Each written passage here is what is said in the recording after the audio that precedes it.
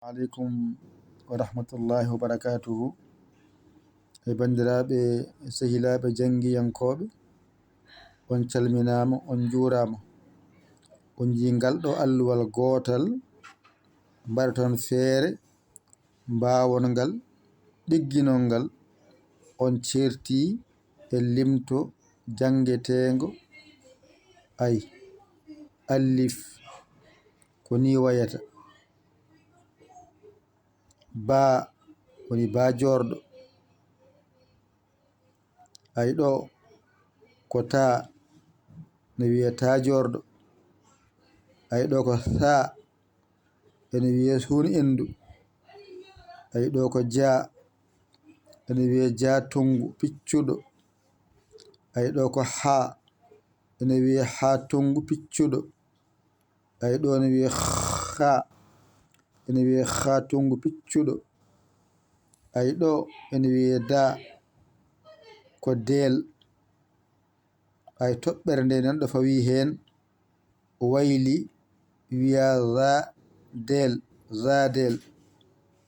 ay ɗo ene wiye ara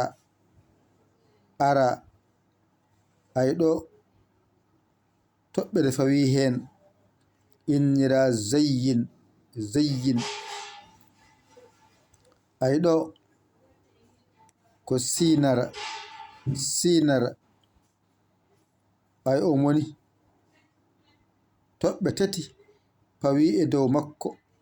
wiya shintoyɗo piccuɗo ay ɗo ene wiya saridu piccuɗo ɗo ene wiye daridu piccuɗo ko toɓɓere nde fawi hen ɗo ene wiye ɗa koyngal ɗa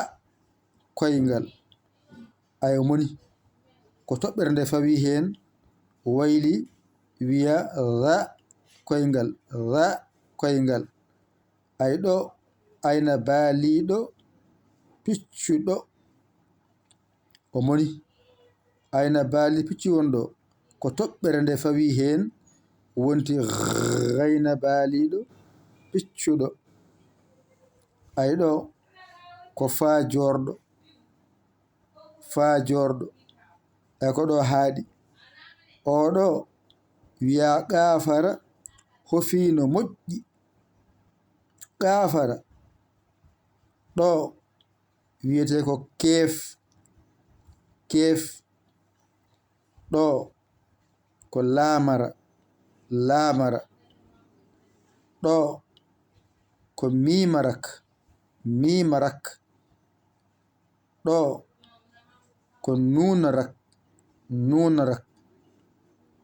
ɗo ko wow wow ɗo ko hemowɗo hemowɗo ɗo ko yanara hawra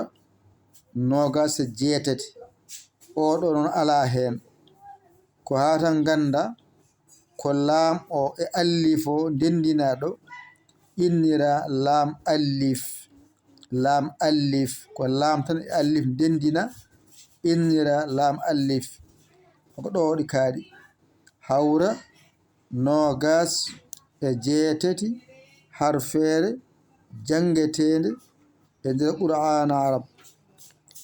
ɗo ɗiggi tan kala ko winda ka jangowo heddo noon gandoya harfere nde so adima no nde wiyete hakkunde bindol no nde wiyete sara bindol no nde wiyete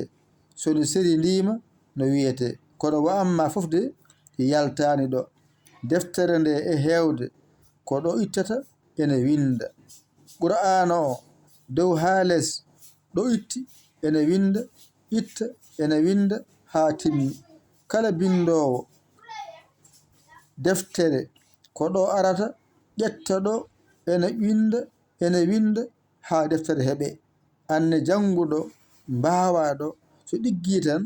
anne a yinti e windoɓe a yinti e jangoɓe yo Allah wallu yo Allah newnu yo Allah wallu ko musidɗo mon giɗo mon sabu Allah Yaya Ly Kawla Sénégal alhamdulillahi rabbil alamin ƴettu kuɗol ma e karne ma mbañitoɗa ɗum janga ɗum ɗigga a hoolaki hoorema ƴeeto ƴewde bawɗo ɗakkoɗa sara makko aɗa wallinoma walluma ha jiita lawol a ronki dañi man walluma noddu en 00 221 77 906 14 81 mbaɗa yaya mbaɗa li jiya WhatsApp o ngara caggirɗa saggere ma a saggani ko ɗum jinni ko musidɗo mon giɗo mon saabu Allah yaya li kawla Sénégal alhamdulillahi rabbil alamin on jarama wassalam.